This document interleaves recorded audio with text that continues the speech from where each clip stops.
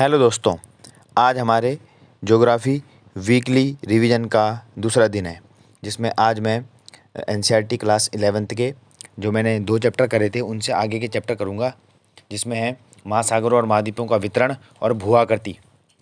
तो ये दोनों बहुत ही इंपॉर्टेंट चैप्टर हैं, क्योंकि आपने देखा होगा कि यूपीएससी प्रीलिम्स हो, चाहे स्टेट पीसीएस हो, चाहे ग्रुप सी के एग्जाम हो, इनसे कहीं ना कहीं डायरेक्ट क्वेश्चन आते रहते हैं। आपको कहीं अदर सोर्स पढ़ने की ज़रूरत नहीं है। मैं भी इसी पर रिलाई कर रहा हूँ, जो क्लास 11th की भौतिक भूगोल के मूल सिद्धांत हैं। और इसके बाद आपने देखा होगा कि जब आप ना किसी भी चीज़ को लिख के पढ़ते हो जल्दी याद हो जाती है, इसीलिए मैं भी इसी स्ट्रेटेजी से काम कर रहा हूँ। मैं इनके नोट्स तो नहीं बना रहा, लेकिन रफ नोट्स टाइप बना के इनको याद करने की कोशिश कर रहा हूँ। तो आज हमने इसमें पढ़ा सागरीय अधस्तल सिद्धांत के बारे में, और प्लेट टेक्टोनिक्स के बारे में, और जो भी छोटी प्लेटें, बड़ी प्लेटें हैं, मुख्य प्लेटें हैं, उनके बारे में पढ़ा, और भू-आकृति विज्ञान के बारे में पढ़ा। भू-आकृति विज्ञान के बारे में पढ़ा। तो इस तरीके से पहला स्लॉट मैंने 2 चैप्टर्स का लगाया, जिसमें मैंने 1 घंटे इनका रिवीजन किया, और उसके बाद मैंने इसके एमसीक्यू भी लगाने शुरू कर दिए थे। आई होप आप लोग भी एमसीक्यू लगा ही रहे होंगे दोस्तों, क्योंकि प्रीलिम्स के लिए एमसीक्यू और पीवाईक्यू देखना बहुत ही ज़रूरी है।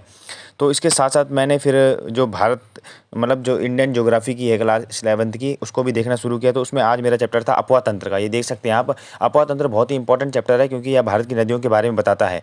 भारत में जो मुख्य नदियाँ हैं, सिंधु, गंगा, ब्रह्मपुत्र, गोदावरी, कृष्णा, कावेरी इत्यादि के बारे में हमने पढ़ा। तो इसमें आप एक बात बताना कि जो पूर्ववर्ती नदियां हैं, पूर्ववर्ती नदियां कौन सी मानी जाती हैं। वैसे पूर्ववर्ती नदियों से तात्पर्य मैं ही बता देता हूँ आपको। पूर्ववर्ती नदियों से तात्पर्य ऐसी नदियों से तो जो हिमालय के पहले से बहती आ रही हैं। इसमें सिंधु है, इसमें सतलज है, इसमें रावी है, चिनाब है, ठीक है। और जो सिंधु नदी है उसको तिब्बत में सिंगी खम्बान कहा जाता है, शेरे मुख कहा जाता है, और सतलज को क्या कहा जाता है, लांगचेन खबाब। आपने देखा होगा सतलज और सिंधु से लगातार क्वेश्चन आते रहते हैं। तो इस तरीके से हमने इन चैप्टर्स के बारे में पढ़ा, और लगातार मैं कोशिश कर रहा हूँ कि हफ्ते में ज्योग्राफी जो है दोनों इंडियन हो चाहे वर्ल्ड वाली हो, दोनों कंप्लीट हो जाए। और इसी के साथ मैं लूसेंट से फैक्ट भी देखते रहता हूँ, क्योंकि फैक्चुअल नॉलेज बहुत ही ज़रूरी है, और लूसेंट इसके लिए बहुत ही अच्छी किताब है। आप लोग भी लूसेंट को पढ़ ही रहे होंगे, चाहे वह स्टेट पीसीएस हो, चाहे ग्रुप सी का एग्जाम हो, हर किसी के लिए ज़रूरी होती है। तो इस तरीके से मैंने रफ नोट्स बनाए, आप लोग भी ऐसा कर सकते हैं। तो आज का मेरा ज्योग्राफी का सेशन खत्म हो गया था। उसके बाद मैं बीच में लंच के लिए चला गया था। लंच से आने के बाद मैंने जो जिस टाइम पे सीसेट का स्लॉट होता है, आज मेरी प्रॉफिट एंड लॉस की क्लास थी।